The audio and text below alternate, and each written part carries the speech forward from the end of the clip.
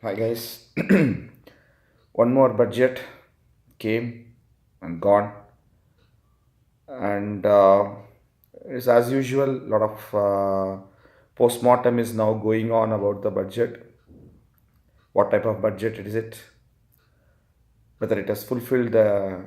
There is a lot of expectations being the last budget before the last full budget before the 2019 general elections.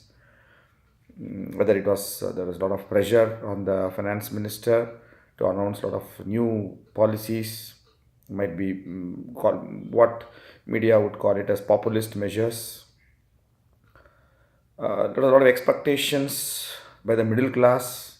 Some relaxation will be announced for the taxation benefits, but going by what Sensex is doing, it tanked more than 1830 points today. So it is almost close to 35,000 now. So probably it has belied the expectations. The jury is still out whether it is a populist one or it's reform oriented. My personal opinion is neither. It is more of a status quo budget. Couple of disruptions have occurred in the economy last year with demonetization and GST. So I was personally expecting that some new measures will be announced to kickstart the economy. Something have been announced is not that in the construction sector and all that, roads, railways, etc. But not to the level what I would have expected or would have wanted to. Now, having said that, a lot of new school schemes have been announced, particularly the scheme for achieving almost universal health care as part of the national health policy already been now. The same similar thing has been announced in now. So it's a very positive thing to give more than 10 crore people, families, 5 lakh per annum maximum as for secondary and tertiary health care. But since the final details are not yet out, we cannot comment upon that. Particularly, the big worry has been about the financial resources needed for such a big scheme where the government is going to get all the money from, whether the farmers will get anything. The big question is whether the budget will spur the economic growth, will revive the growth, particularly in the MSME sector, manufacturing sector, whether the export growth will be sustained, whether the farm sector, rural sector will be benefited, whether the tax collections will improve, whether employment generation will happen, which is some seem to be the most pressing issue, particularly for the youngsters, with lack of jobs leading to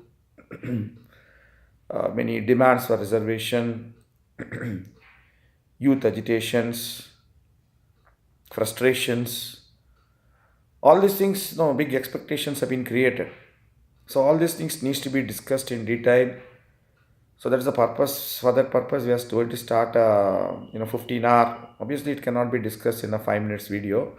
So we need more time to discuss in-depth analysis, lot of facts, what could have been done better with suggestions. For that, we are planning to start a 15-hour lecture. It will be also online. Should be very useful for students, aspirants preparing for all the competitive examinations, which includes civil services, banking sector, SSC, RRB, anything for that matter, state service exams, insurance sector, EPFO. Uh, but we should make it in such a manner that it should be also useful for the general public, people who are not preparing for any exam but just want to know the way the budget or economy works. So that with that keeping in mind, we are planning to design the whole course for it. And since the idea is to enrich people's knowledge, so we want to keep it as fee as low as possible, in fact very nominal as possible. So only 199 rupees for the 15-hour lecture. So you can access those lectures by registering onto our website risingias.co.in. Hopefully we will be able to give a lot of information to you, and you can after listening to the videos and all, you can come back to us with their suggestions, any queries, any doubts, all those things. We'll be more than glad to help you out. Hope you seen soon. Bye, good day, good night.